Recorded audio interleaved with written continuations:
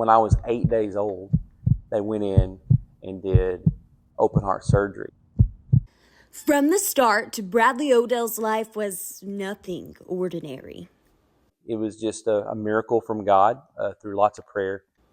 The year was 1982. Joan Jett, Olivia Newton-John, E.T. filled the heads of most young women.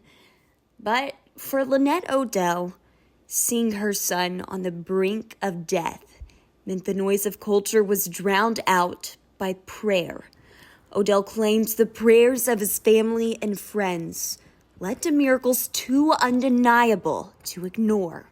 They knew right away something was off with me. They didn't really know exactly what it was, but I wasn't what you would call a healthy baby. So they began to do just a barrage of tests, and within a week, they realized there was something going on with my heart. Top cardiologist in the state of Arkansas found the aorta was too narrow for blood to flow, and 2 holes in the left ventricle essentially meant that Odell was born with half of a heart. Open heart surgery on a fragile 8-day-old child, implanting a pig valve to replace the aorta, left Odell's parents questioning if they would ever watch their son surpass a week of life. And they, of course, asked, what's his chances? And they said, well, we really can't give him a chance, but this is the only option. We can try this surgery, or he's going to die, either way. But God. They tried it, and I lived. For 2 years, success. I turned 2, and I started having issues again, and what I was doing is sleeping a lot, and what ended up being my heart, I went into failure. A chest already so scarred cut open again to replace the valve, which thankfully lasted Odell up until high school. They do a couple of tests, and he says, all right, well, it is time now to go in and replace that valve. And so they did. They went in. Actually had to go in my back and my front, so I got this massive scar on my back around my left shoulder. They go in and replace the valve, and so again, doing good. Recover from that. If you're keeping count, 3 open heart surgeries by the age of 15. And at 28, a defibrillator. And so because of that, I was a high risk of ventricular tachycardia. So they go in 2010 and they put the pacemaker in. It's an ICD, implantable cardiac device. A replacement of that pacemaker in 2018 led to Odell's life being saved just a year later in 2019. I was driving home from Oklahoma City back to my home in Valiant, and I get about, maybe an hour and a half, 2 hours from home, and I started feeling funny. Was it just heartburn, nerves? I just kept driving, and it just kept getting worse. The urge to pull over. Before I made it, I blacked out, and my defibrillator went off.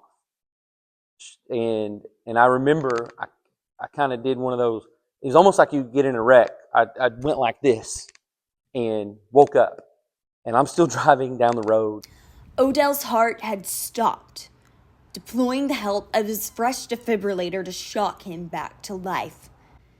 Physically, it stopped beating, but spiritually, it has never stopped beating for the Lord since 6 years old. And I remember that my mom would, I don't know if it was every night, but several nights a week, she would read a Precious Moments Bible story book to my sister and I. And so one night she, just as normal, just read one of those stories, and I just fell under conviction. At 6 years old, Odell was more aware of life and death than the average child because he was so close to touching death. And I remember her leading me through praying to receive Jesus. And I remember that day, even today, just that feeling of peace that I got. It was as if the Spirit, the Spirit did come on me, as the Bible tells us. And I felt that. And it gave me that peace. A childhood of leaning into the Lord's whispers of hope and a calling so crystal clear, revealed in the hallways of Idabel Middle School. And one of the teachers said to me, something about you need to be quiet. You'd make a good preacher one day. And I remember saying, there's no way I would ever want to or would do that. And it was in that moment, it was as if God was standing right beside me and said, that's exactly what I want you to do. Right after high school, Odell surrendering his life to the ministry. Today, Odell pastors Trinity Baptist Church in Valiant, Oklahoma. I feel like because of all that I've been through in regards to my health, it is a benefit to minister to other people because in a lot of ways, I literally know what they're going through. If there's any one message that embodies his humble ministry, it's submission. James 4:7 is submit to God, therefore resist the devil, and he will flee from you. And in peaceful submission, knowing that his days may be numbered, he chooses to surrender what little bit of a heart he has to God.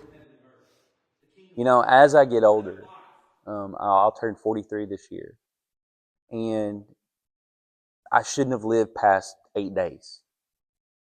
And that becomes more and more real the older I get, is that I'm literally living by the grace of God in the miracle that he performed all those years ago.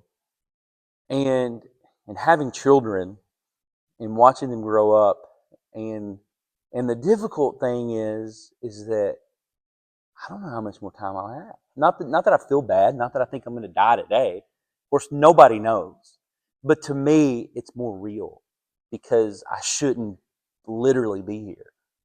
And so I really try, and I don't dwell on it, but I really try to remind myself to take all of these moments with my kids, with my wife, with my family, serious.